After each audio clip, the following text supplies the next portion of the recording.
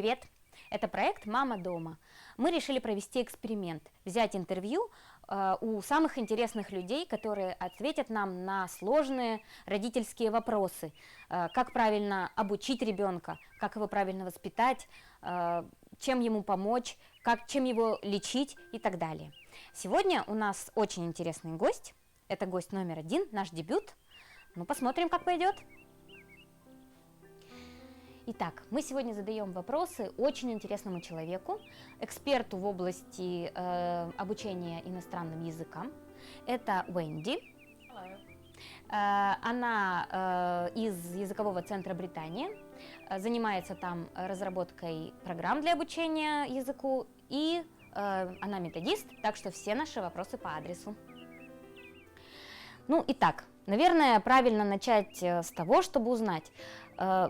Вот ситуация в мире изменилась. Это означает, что и отношение и необходимость изучения английского языка сейчас как бы, снизилась. Well, honestly, no. Just as many people want to learn English as it used to be. The thing is that parents have to understand that when they teach their child English, they're not teaching them, so that they become linguists after some years. No, first of all, they're giving their children a fantastic tool that they can use in the future to become great specialists in whatever field they choose. It could be economics, it could be business, it could be science, it doesn't matter. English is useful anywhere. Ну, конечно, то есть, получается, это дверь своеобразная в совсем другой мир и совсем другие возможности. Хорошо, тогда вот если все-таки взять детей, с какого возраста разумно начинать обучение языку? Ведь до определенного возраста все равно ребенок еще не очень хорошо и не очень глубоко знает родную речь, и, наверное, надо ему дать... разумно дать какое-то время освоить сначала родной язык, потом уже приступать. Или, просто сейчас есть масса методик, которые предлагают обучение малышей чуть ли не с пеленок. Как вот тут ваши отношения? Well, I guess that it would be wiser to first let the child, get to know the mother tongue, at least a little bit, and then word by word introduce English. But we also always have to remember that children, preschoolers, their main area and their main interest is a game. So if we teach them English, it has to be in the form of a game. So, step by step, you can take a game that you play with your child in Russian and just say, okay, and let's play it in English. And in this way, gently and nicely, you will start introducing English into the child's life. Ну, наверное, вообще игра — это такой универсальный способ, которым, наверное, можно научить всех, не только детей любого возраста, но и взрослых. That's for sure. Так, вот вопрос вообще, какие используются подходы к обучению дошкольников? Well, the most important thing to remember is that whatever you do with preschoolers, you have to, be it's the Hippocratic oath. Do not harm. That's the most important thing at this age. So it means that sometimes children are a little bit reluctant to do it. They don't see the point, and that's pretty natural because they know, their parents know Russian, they can communicate in Russian, then why То this... есть, как бы нет среды, в которой они проявляют себя таким образом, и как бы логики нет. That's right, yeah. They don't have the motivation to use English. That's why if the child is unwilling, do not push. Do not create this atmosphere when the child thinks that English is when the parents force you and you have to do it, so it's not... Обязаловка неприятная что-то, да? Right. Yeah. So it has to be a game, it has to be fun, it has to be an element of, watching a cartoon or singing a song or drawing, whatever.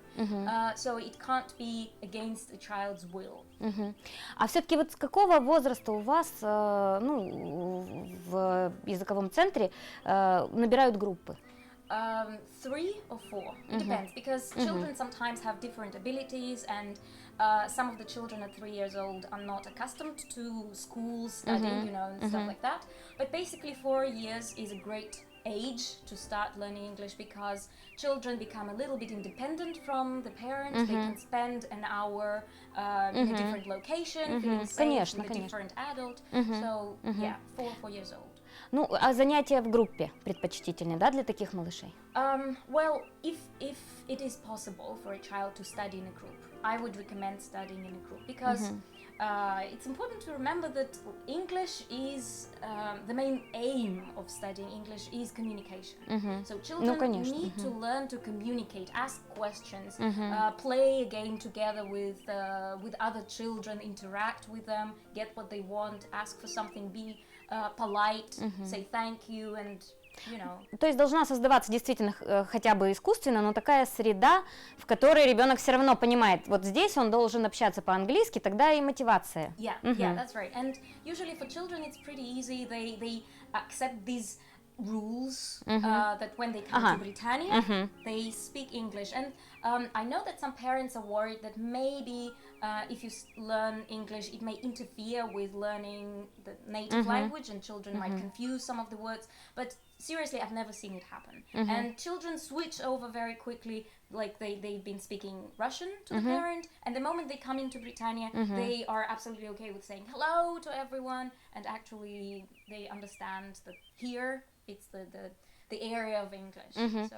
Ну, в целом, я думаю, что даже дети, которые вынуждены знать два языка, билингвы, они в целом тоже, я видела эту ситуацию, когда с одним родителем они говорят четко на одном языке, а со вторым они переключаются и говорят, или видя нас, допустим, русскоговорящих, они включают русский язык. То есть это дети 2 лет вполне справляются с этой задачей. Absolutely.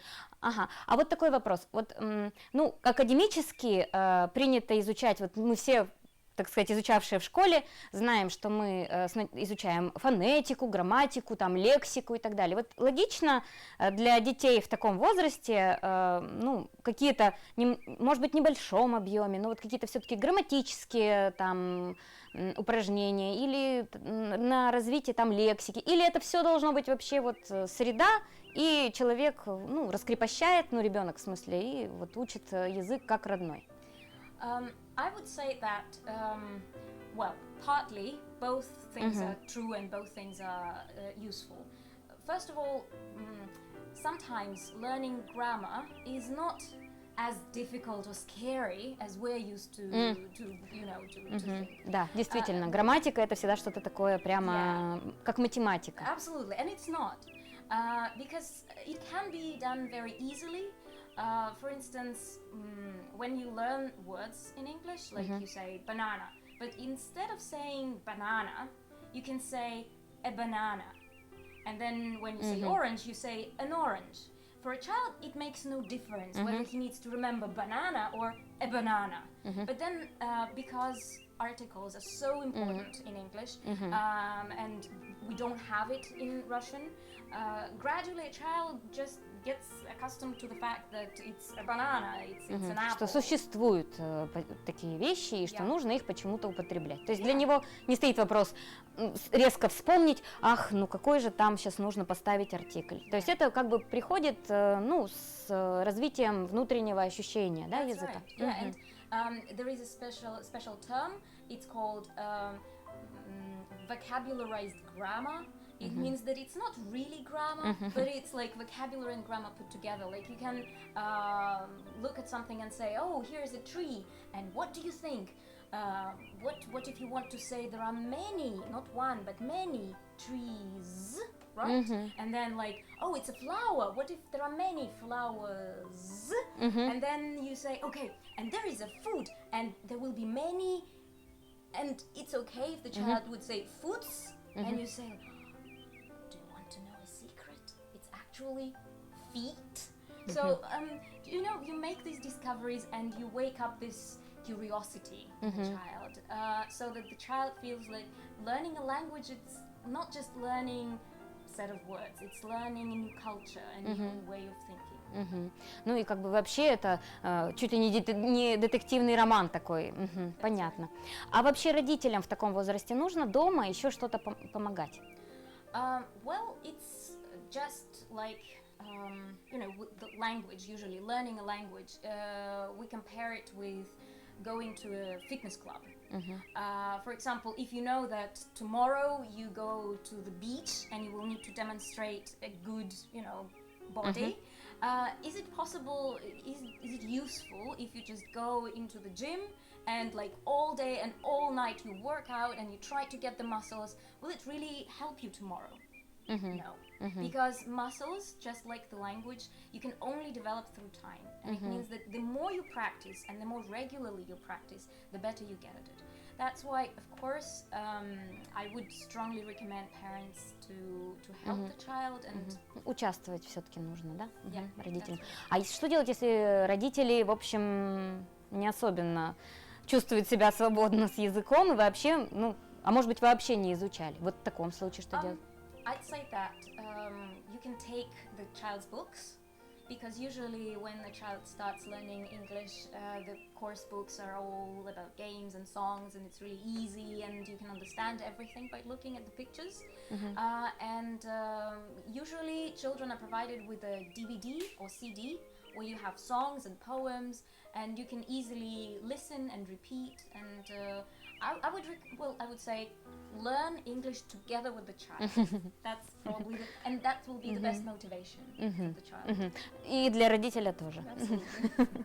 Так, хорошо. Допустим, родители всерьез задумались о том, что надо ребенка как-то с языком познакомить. С чего правильно начать? И по каким этапам разбить вот это обучение самим?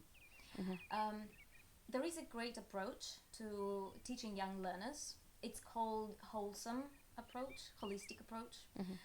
It means that you have to, when you start teaching English to a young child, you have to do it holistically. You have to educate the whole child.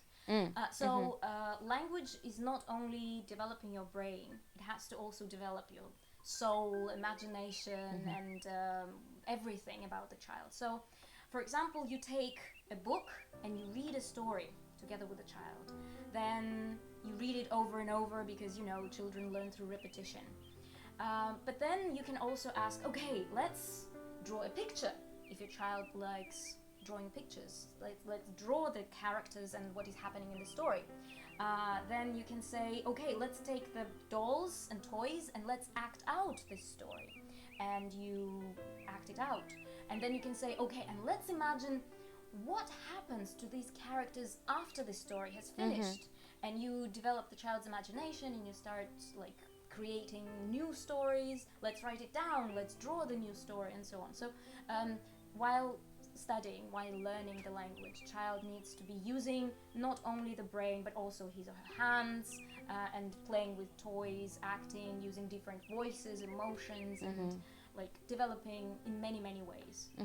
То есть, в принципе, это хороший такой способ, как последовательно ребенка развивать и заодно обучать английскому языку. That's right. Ладно, спасибо. Но я думаю, что мы на этом закончим по дошкольникам и перейдем к следующему возрасту, к следующей возрастной группе. Это школьники младшие, да? А старшеклассников мы обсудим и в третьей части.